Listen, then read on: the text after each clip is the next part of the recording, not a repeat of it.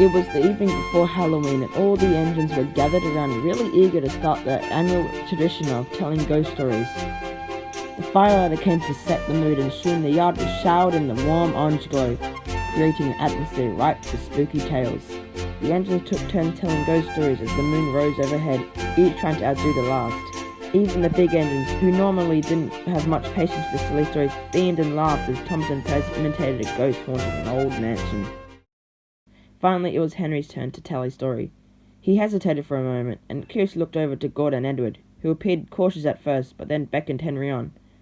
"Tell it," whispered Gordon. "Go on, it won't hurt." "I don't know if I should," he whispered back. "It's up to you, Henry. It is scary," Edward replied quietly. "Are you going to tell the story or not?" James said. The other engines laughed except Henry, who looked a little uneasy. "Come on," Thomas and Percy said together. "Well, all right. Here it goes." And so Henry began.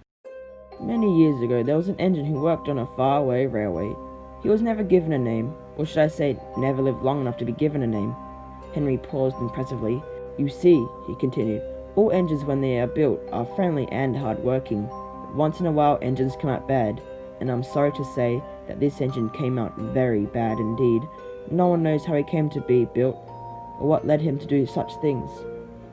But he left a path of destruction that haunts his controller to this very day." Thomas and Percy looked wide-eyed at each other. The engine thought himself to be a premier engine from a famous lineage, but he was actually an experimental engine, using only parts from other steam engines. The parts didn't fit together very well, and this made him mean-spirited and very somewhat unhinged. He was painted blue, but probably should have been painted black. It was not uncommon for the engine to insult the others and report to light sabotage, such as bumping them without warning and misplacing trains over small pretty squabbles. He was also very easy to anger and had his fits of rage taken out on the trucks and somewhat engines smaller than he was. One day he buffered up to one of these smaller engines and pushed him to the edge of the turntable well, threatening to knock him if he didn't cart at his every whim. Edward suddenly gulped, as if a bad memory had flashed across his mind.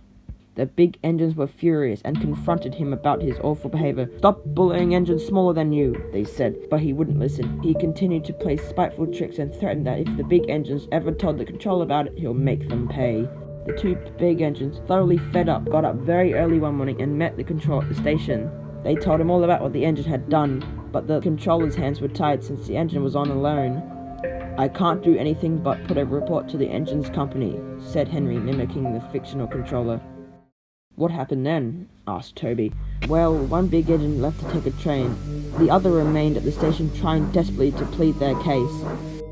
This said that the bad engine was passing through the yard at the time he saw the big engines. Needless to say, he was immediately suspicious. He confronted the big engine in the yard and said, 'I told you not to tell anyone. You'll get yours.' The big engine just laughed, believing the engine only to be bluffing." Henry suddenly paused.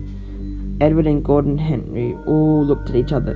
Gordon gave the motion of the eyes to encourage Harry to keep going, but Henry said he was certainly not bluffing. The next day, the big engine was pulling an express train through the junction when suddenly, without warning, another engine careened into the back of his coaches. There was an awful noise, as wood, metal, stones splintered everywhere. But what was worse, as the noise of wreck subsided, the screams of the passengers inside those coaches became louder and louder and louder. The other engine's eyes were glued to Henry. They didn't dare make a sound. The bad engine, knowing the big engine was just up the line, had intentionally missed the signal and ploughed into the back of the express train to get even. The sight of it was awful. The three coaches were smashed to smithereens, and everyone inside those coaches. Henry gulped. Everyone inside those three coaches perished. The other engines gasped. The big engine screamed, "You've killed my passengers! You've killed my passengers!" But the bad engine didn't care, he just laughed. The controller came and seeing the mess set the engine for scrap. If the controller had only listened to the big engine, the lives of those in the coaches might have been saved. So that is the moral of the story. Stand up to evil and fight till the very end, or the evil might just turn you into a ghost. Henry gave a loud whistle, making all the engines jump. "Wow, Henry," James laughed. "That was a twisted story." "I might have to keep the light on tonight," said Percy, and everyone laughed. The Soon the engines began to leave the yard to get a good night's rest.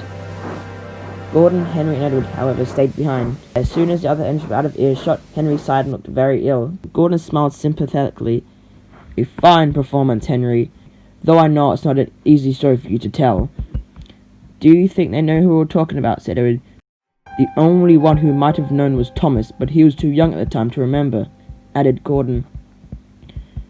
"You think 98462 was actually scrapped?" asked Henry, but Gordon and Henry didn't answer straight away.